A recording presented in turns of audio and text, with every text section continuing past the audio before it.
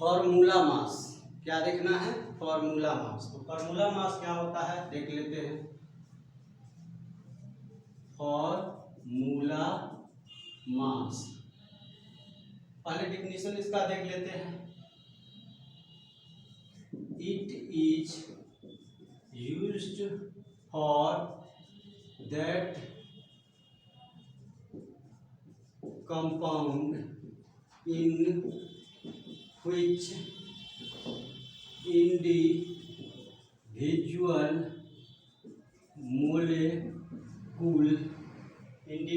molecule does not exist and compound is present in the form of lattice. In NaCl lattice, sodium ion and chlorine ion are present. That is NaCl molecule does not exist. Hence, formula mass of NaCl is equal to atomic mass of sodium ion plus atomic mass of chlorine ion. Sodium ion का atomic mass तो 23, chlorine का 35.5 यानी 58.5 ग्राम पर मोल। तो formula mass निकाला किसके लिए जाता है? तो फॉर्मूला मास सिर्फ आयनिक कंपाउंड के लिए निकालते हैं। किसके लिए निकालते हैं? आयनिक कंपाउंड के लिए। और वैसे आयनिक कंपाउंड जो क्रिस्टल के फॉर्म में क्या करता है या लैटिस के फॉर्म में एग्जिस्ट करता है, क्रिस्टल या लैटिस के फॉर्म में एग्जिस्ट करता है। तो यहाँ पर क्या कहता है? It is used for that compound. It is used for that compound यानी फॉर्मूला मास का यूज। तो it is used for that compound in which individual molecule does not exist। यानी कि ये ऐसे कंपाउंड के लिए किया जाता है, जिसमें मोलेकुल एग्जिस्ट नहीं करता है। जैसे कि आप वाटर लीजिए और वाटर का कौन सा फॉर्म लीजिए? तो आइस लीजिए। नहीं, ये कौन सा फॉर्म हुआ वाटर का? तो सॉलिड फॉर्म हुआ। तो ये सॉलिड फॉर्म या लिक्विड फॉर्म हो, दोनों का फॉर्मेशन जो होता है वो किससे होता है? तो मोलेकुल्स से। दोनों का फॉर्मेशन किससे होता है? तो मोलेकुल्स से। और कौन से मोलेकुल से? तो H2O मोलेकुल से। इसका जो फॉर्मेशन होगा किससे? तो H2O मोलेकुल से। नहीं, यानी कि वाटर हम लिए और वाटर का लिक्विड फॉर्म लिए और आइस लिए, सॉलिड फॉर्म लिए। और वाटर का जो फॉर्मेशन होता है किससे होता है? तो मोलेकुल से। और कौन से मोलेकुल से? तो H2O मोलेकुल से। वाटर का जो फॉर्मेशन होता है किससे? तो मोलेकुल से। और कौन से मोलेकुल से? तो H2O मोलेकुल से। आइस सॉलिड फॉर्म में है। इसका भी फॉर्मेशन किससे होता है? तो मोलेकुल से। नहीं, इसका भी फॉर्मेशन किससे होता है? तो मोलेकुल से। यानी आइस का भी फॉर्मेशन किससे? मोलेकुल से। और कौन से मोलेकुल से? तो H2O मोलेकुल से। नहीं, H2O मोलेकुल से। लेकिन फॉर्मूला मास वैसे कंपाउंड के लिए यूज किया जाता है जिसका फॉर्मेशन मोलेकुल से नहीं होता है। नहीं, यानी कि ऐसे कंपाउंड के लिए फॉर्मूला मास यूज करते हैं जिसका फॉर्मेशन मोलेकुल्स से नहीं होता है। नहीं, यानी कि फॉर्मूला मास का यूज हम वैसे कंपाउंड पर करते हैं जिसका फॉर्मेशन मोलेक्यूल से नहीं होता है। और कंपाउंड किस फॉर्म में प्रेजेंट रहता है? तो कंपाउंड जो है लैटिस के फॉर्म में प्रेजेंट रहता है। किस फॉर्म में? लैटिस के फॉर्म में। तो कंपाउंड का फॉर्मेशन यानी कि कंपाउंड जो लैटिस के फॉर्म में प्रेजेंट रहता है, उसका फॉर्मेशन मोलेक्यूल से नहीं होकर के किससे होता है? तो उसका फॉर्मेशन मोलेक्यूल से नहीं होकर के किससे होता है? तो आयन से। किससे होता है? तो आयन से। तो इसका मतलब है कि फार्मूला मास का यूज हम वहाँ पर करते हैं जहाँ पर कंपाउंड लैटिस के फॉर्म में प्रेजेंट रहता है और उस कंपाउंड का फॉर्मेशन किससे होता है? तो आयन से। नहीं, जिसका फॉर्मेशन किससे होता है? तो आयन से होता है। नहीं, आयन से होता है। जैसे कि in NaCl lattice sodium and chlorine ions are present, यानी कि सोडियम क्लोराइड के लैटिस में, यानी कि सोडियम क्लोराइड मतलब साल्ट आप जानते होंगे, वाइट सब्सटेंस होता है, सॉलिड के फॉर्म में एग्जिस्ट करता है। और वो जो यानी कि नमक का जो छोटा छोटा टुकड़ा होता है, उस टुकड़े को हम क्या कहते हैं? तो लैटिस। उसको क्या कहते हैं? लैटिस या क्रिस्टल फॉर्म। तो साल्ट का फॉर्मेशन जो है NaCl मोलेक्यूल से नहीं होकर के, यानी कि साल्ट के लैटिस का फॉर्मेशन NaCl मोलेक्यूल से नहीं होकर के किससे होता है? तो दो प्रकार के आयन से होता है। और कौन कौन आयन से? तो सोडियम और क्लोरीन आयन से। किससे? तो सोडियम और क्लोरीन आयन से फॉर्मेशन होता है। That is NaCl molecule does not exist. इसका मतलब हुआ कि NaCl मोलेक्यूल एग्जिस्ट करता है कि नहीं करता है? NaCl मोलेक्यूल एग्जिस्ट करता है कि नहीं करता है? तो NaCl मोलेक्यूल एग्जिस्ट नहीं करता है। नहीं, हम लोग भले सोडियम और क्लोरीन को मिलाकर के क्या बना देते हैं? NaCl बना देते हैं। सोडियम और क्लोरीन को मिलाकर के क्या बना देते हैं? NaCl बना देते हैं, लेकिन वास्तव में NaCl मोलेक्यूल एग्जिस्ट नहीं करता है। तो यानी कि कह सकते हैं ये सिर्फ किसके लिए यूज होता है? फार्मूला मास का यूज। तो फार्मूला मास का यूज कहाँ पर कैलकुलेशन के लिए करते हैं? तो फार्मूला मास का यूज आयनिक कंपाउंड के कैलकुलेशन में करते हैं। और वो भी कैसे आयनिक कंपाउंड? तो स्ट्रॉन्ग आयनिक कंपाउंड। कैसे ionic compound? Strong ionic compound. और जो कंपाउंड किस फॉर्म में रहता है? तो लैटिस के फॉर्म में। जो कंपाउंड किस फॉर्म में रहता है? लैटिस के फॉर्म में। और कंपाउंड का फॉर्मेशन क्या मोलेक्यूल से होता है? तो कंपाउंड का फॉर्मेशन मोलेक्यूल से नहीं होता है। किससे होता है? तो आयन से। तो उसका फार्मूला मास कैलकुलेट करने के लिए क्या करते हैं? तो उसको बनाने वाले जितने भी आयन होते हैं उसके एटॉमिक मास को ऐड करके उसका क्या निकाल लेते हैं? Formula mass. उसके यानी कि आयन के एटॉमिक मास को यानी कि लिख करके और उसका फार्मूला मास क्या करते हैं? तो कैलकुलेट कर लेते हैं। तो एक तो एग्जांपल आप समझ ही गए होंगे। दूसरा एग्जांपल हम देखते हैं। दूसरा एग्जांपल क्या है? तो दूसरा एग्जांपल है यानी कि फार्मूला मास ऑफ KCl। तो KCl का फार्मूला मास निकालेंगे तो कैसे निकालेंगे? तो KCl मोलेक्यूल एग्जिस्ट करता होगा? तो KCl मोलेक्यूल एग्जिस्ट नहीं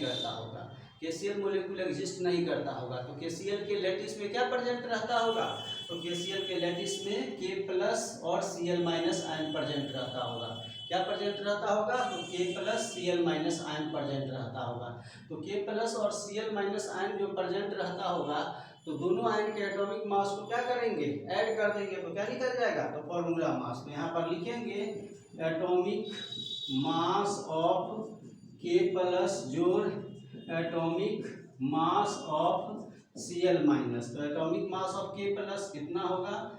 तो 39 और Cl तो 35.5 74.5 ग्राम पर मोल। नहीं, 75 तो 74.5 ग्राम पर मोल। तो KCl का भी फार्मूला मास निकल गया।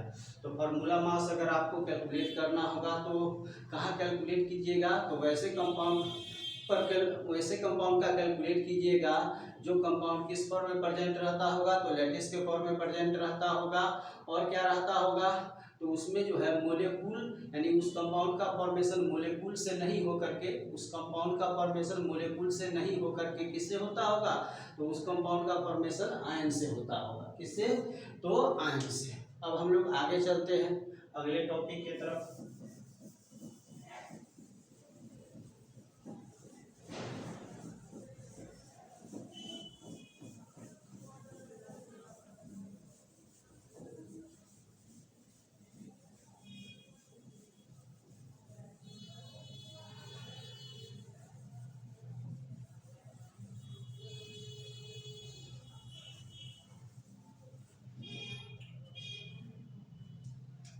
अगला टॉपिक है मोलर वॉल्यूम।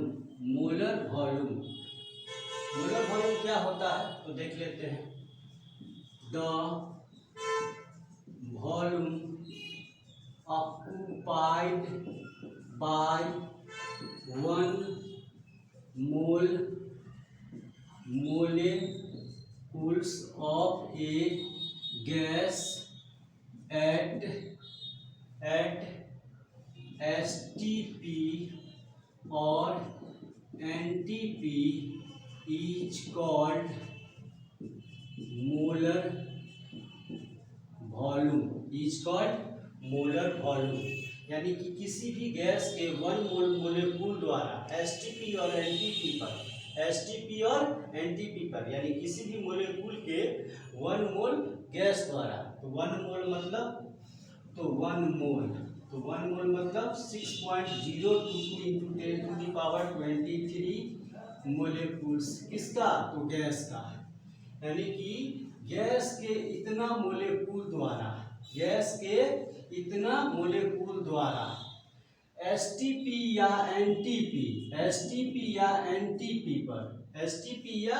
NTP पर जो वॉल्यूम ऑक्युपाइड किया जाएगा, जो वॉल्यूम घेरा जाएगा, नहीं, जितना उसका वॉल्यूम होगा, वही वॉल्यूम उसका कौन सा वॉल्यूम कहलाता है, तो वही वॉल्यूम उसका मोलर वॉल्यूम कहलाता है। ये डिफिनीशन यही कहता है। यानी किसी भी गैस के 1 मोल मोलेक्यूल यानी इतना मोलेक्यूल द्वारा STP या NTP पर जितना वॉल्यूम ऑक्युपाइड किया जाएगा, वही वॉल्यूम उसका क्या कहलाता है, मोलर वॉल्यूम। अब जो है all gases have same molar volume under similar condition of temperature and pressure। अब इसको समझ लेते हैं। ऑल गैसेज यानी जितने भी गैस हैं, तो all gases have same molar volume. यानी सभी गैस का मोलर वॉल्यूम क्या होता है, सेम होता है। कब सेम होता है, तो under similar condition of temperature and pressure. यानी कि टेम्परेचर और प्रेशर सेम रखिएगा, तो सभी गैस का मोलर वॉल्यूम क्या होता है, सेम होता है। अब सभी गैस कहने का मतलब हुआ कि H2 का भी मोलर वॉल्यूम उतना ही होगा जितना N2 का होगा, जितना CO2 का होगा, जितना Cl2 का होगा। यानी कोई भी आप गैस ले लीजिए, सभी का molar volume under similar condition of temperature and pressure क्या हो जाएगा, सेम हो जाएगा। उसके बाद at 0 degree C temperature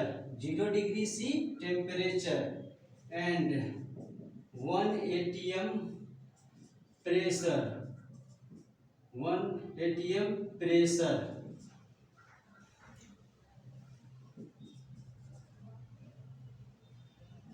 molar volume of all gases are molar volume of all gases are 22.4 liter or 22,400 ml. At 0 degree C temperature and 1 atm pressure, molar volume of all gases are 22.4 liter or 22,400 ml. This volume of gas is called molar volume. नहीं, this volume of gas is called molar volume. तो 0 degree C temperature and 1 atm pressure को ही कौन सा condition कहते हैं? तो इसको STP या NTP कहते हैं। इसी को क्या कहते हैं? STP या NTP। तो STP या NTP पर नहीं, तो at 0 degree C temperature and 1 atm pressure molar volume of all gases are 22.4 litre और 22,400 ml. This volume of gas is called molar volume. This volume of gas is called molar volume. तो हम तो इतना concept समझे हैं, लेकिन इस concept से हमको एक ही बात याद रखना है, एक ही चीज़ याद रखना है। क्या रखना है? तो पूछेगा मोलर वॉल्यूम कितना होता है, पूछेगा मोलर वॉल्यूम कितना होता है, तो 22.4 लीटर। 22.4 लीटर, लीटर में अगर पूछे तो 22.4 लीटर। मोलर वॉल्यूम का वैल्यू कितना होता है? तो 22.4 लीटर पर मोल। पर मोल इसलिए क्योंकि 1 मोल मोलेक्यूल का है, नहीं 22.4 लीटर पर मोल। और मिलीलीटर में पूछे तो 22,400 मिलीलीटर पर मोल, नहीं मिलीलीटर पर मोल। तो मोलर वॉल्यूम का वैल्यू कितना होता है? तो 22.4 लीटर, और मिलीलीटर में तो 22,400 मिलीलीटर, 22.4 लीटर। तो मोलर वॉल्यूम का दो वैल्यू याद रखना है, बस यही पूछेगा मोलर वॉल्यूम कितना होता है, तो 22.4 लीटर, 22.4 लीटर। और ml में तो 22,400 ml, यानी कि 22,400 ml, 22,400 ml। तो ये आता कैसे है? ये कॉन्सेप्ट था नहीं, आता कैसे है इसको भी हम लोग समझ लेते हैं, नहीं उसको भी हम लोग समझ लेते हैं। तो यहाँ तक तो क्लियर हो जाना चाहिए। बस आपको क्या रखना है? तो मोलर वॉल्यूम याद रखना है। एक और टर्म यहाँ पर यूज किया गया है, उस टर्म को भी हम लोग थोड़ा सा देख लेते हैं। उसके बाद ये 22.4 लीटर आता कैसे है उसको भी हम लोग कैलकुलेट करके क्या करेंगे? देखेंगे। जिसको नोट करना हो वो वीडियो को पॉज करके नोट कर सकते हैं। तो आगे यहाँ पर क्या देखना है हमको? तो ये आता कैसे, नहीं ये आता कैसे है। तो पहले STP का मतलब क्या होता है? तो STP का मतलब होता है स्टैंडर्ड टेम्परेचर एंड क्या होता है? प्रेशर। और NTP का मतलब क्या होता है? तो NTP का मतलब होता है नॉर्मल टेम्परेचर एंड प्रेशर। तो STP मतलब standard temperature and pressure, NTP मतलब normal temperature and pressure, STP मतलब स्टैंडर्ड टेम्परेचर एंड प्रेशर, और NTP मतलब नॉर्मल टेम्परेचर एंड प्रेशर। नहीं, तो स्टैंडर्ड टेम्परेचर क्या होता है या नॉर्मल टेम्परेचर क्या होता है? स्टैंडर्ड टेम्परेचर क्या होता है या नॉर्मल टेम्परेचर क्या होता है? तो स्टैंडर्ड या नॉर्मल टेम्परेचर क्या होता है? स्टैंडर्ड या नॉर्मल टेम्परेचर क्या होता है? स्टैंडर्ड या नॉर्मल टेम्परेचर क्या होता है? तो स्टैंडर्ड या नॉर्मल टेम्परेचर किसको कहते हैं? तो 0 डिग्री सी। किसको कहते हैं? तो 0 डिग्री सी को। तो अब आपसे कोई पूछे, नहीं अब आपसे कोई पूछे ये स्टैंडर्ड या नॉर्मल टेम्परेचर का वैल्यू कितना होता है? तो 0 डिग्री सी। स्टैंडर्ड या नॉर्मल टेम्परेचर का वैल्यू कितना होता है, तो 0 डिग्री से नहीं, या 273 केल्विन। आगे पॉइंट में भी ले सकते हैं 273.15 केल्विन, लेकिन हम लोग कैलकुलेशन में आसान करने के लिए क्या करते हैं, यही वैल्यू लेते हैं, ठीक है। उसके बाद स्टैंडर्ड या नॉर्मल प्रेशर किसको कहते हैं, स्टैंडर्ड या नॉर्मल प्रेशर किसको कहते हैं, तो 1 atm, और 1 atm कितना के इक्वल होता है, तो 760 mm ऑफ Hg और 76 सेंटीमीटर ऑफ Hg के। तो इसको भी आप लोग नोट कर सकते हैं, समझ में आ गया होगा कि स्टैंडर्ड टेम्परेचर का वैल्यू कितना होता है 0 डिग्री सी, और स्टैंडर्ड या नॉर्मल प्रेशर का वैल्यू कितना होता है, तो 1 atm, और एसटीपी का मतलब क्या होता है, तो स्टैंडर्ड टेम्परेचर एंड प्रेशर, और एनटीपी का मतलब क्या होता है, तो नॉर्मल टेम्परेचर एंड प्रेशर। तो फिर हम आगे की तरफ चलते हैं इसी मोलर वॉल्यूम में, कि मोलर वॉल्यूम को कैसे कैलकुलेट किया जाता है, नहीं, मोलर वॉल्यूम को कैसे कैलकुलेट करते हैं, तो चलिए let molar mass of gas equal to m और density of gas equal to d। तो डेंसिटी इक्वल टू, आप एक फॉर्मूला पढ़े होंगे, डेंसिटी इक्वल टू होता है मास बाय वॉल्यूम, शुरू के क्लास में ही हम बताएं। तो हम यहाँ लिख सकते हैं वॉल्यूम इक्वल टू क्या, तो mass y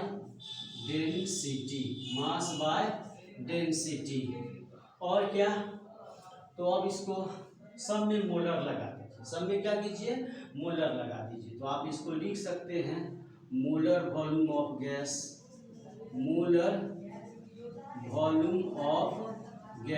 equal to molar mass of gas by density of gas at STP. और जब ये एसटीपी हुआ, तो एसटीपी जब ये हुआ, तो ये स्टैंडर्ड टेम्परेचर एंड प्रेशर हो गया, और स्टैंडर्ड टेम्परेचर एंड प्रेशर पर क्या निकाला जाता है, तो मोलर वॉल्यूम निकाला जाता है।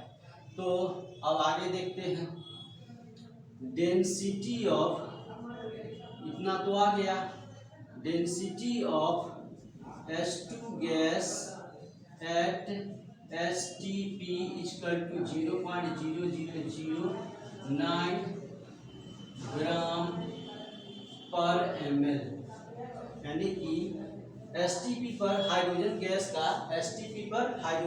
का डेंसिटी कितना होता है, तो इतना होता है। STP पर हाइड्रोजन गैस का डेंसिटी कितना होता है, तो इतना होता है। उसके बाद मोलर मास ऑफ H2, तो हाइड्रोजन का एटॉमिक मास 1.008 एक्यूरेट वैल्यू लिए हैं, और इनटू क्या हो जाएगा 2, क्योंकि यहाँ पर कितना हाइड्रोजन का आइटम है, तो 2, तो 2 से मल्टीप्लाई करना होगा, तो यहाँ पर ग्राम। अब यहाँ लीजिएगा तो कितना आ जाएगा, तो आ जाएगा आपको यानी 2.016 ग्राम। तो आपको जो है मोलर मास ऑफ हाइड्रोजन निकल गया, और डेंसिटी ऑफ हाइड्रोजन भी निकल गया। तो again molar volume of gas, तो कौन सा गैस, तो molar volume of hydrogen gas, कौन सा gas, H2 gas, molar volume of H2 gas. तो मोलर मास ऑफ क्या हो जाएगा, तो मोलर मास ऑफ H2, यानी कि इस फॉर्मूला पर आपको क्या करना है, पुट कर देना है, molar volume of gas equal to molar of mass of gas by density of gas at STP, density of gas at STP। तो molar mass of H2 by density of H2 at STP, तो molar mass तो 2.016 ग्राम, और density of H2 at STP कितना है, तो 0.0009 gram per ml, नहीं ग्राम per ml, ये पर मोल होता है, पर मोल होता है, यहाँ भी पर मोल होगा, ठीक है, पर मोल, पर मोल, पर मोल। अब जो है इसको कैलकुलेट कीजिएगा तो 22,400 क्या आएगा, तो ml पर मोल। तो मोलर वॉल्यूम ऑफ H2 कितना आ गया, तो 22,400 ml पर मोल। तो उतना ही आ गया जो वैल्यू हम पहले देखे थे 22,400 ml, और लीटर में तो 22.4 लीटर पर मोल, 22.4 लीटर पर मोल। तो मोलर वॉल्यूम का वैल्यू हाइड्रोजन गैस के लिए कितना, तो हम शुरू में ही लिखा दिए कि ऑल गैस के लिए सिमिलर कंडीशन ऑफ टेम्परेचर और प्रेशर पर मोलर वॉल्यूम का वैल्यू क्या होता है, सेम होता है। तो आ गया, तो एक तो हम हाइड्रोजन के थ्रू मोलर वॉल्यूम का वैल्यू निकालना क्या किए, सीख गए। इसी तरह आप नाइट्रोजन गैस ले लीजिए, CO2 गैस ले लीजिए, उसके बाद जो है Cl2 गैस ले लीजिए, कोई भी गैस ले लीजिए, तो molar volume of N2 gas निकालना होगा, तो molar mass of N2 by density of N2 at STP। आपको इसका वैल्यू पता होना चाहिए, नहीं density of H2 at STP पता है, तो मोलर मास ऑफ N2 में डेंसिटी ऑफ N2 से डिवाइड कर दीजिएगा, तो आपको क्या निकल जाएगा, तो उसका मोलर वॉल्यूम। और किसी भी गैस का मोलर वॉल्यूम निकालिएगा तो ml में आपको इतना ही ऑब्टेंड होगा और लीटर में इतना ही ऑब्टेंड होगा, ml में इतना ऑब्टेंड होगा और लीटर में इतना ऑब्टेंड होगा। और निकालने का तरीका क्या है, तो किसी भी गैस का मोलर वॉल्यूम निकालना हो, तो उस गैस के मोलर मास में STP पर उसके डेंसिटी से, STP पर जो उसका डेंसिटी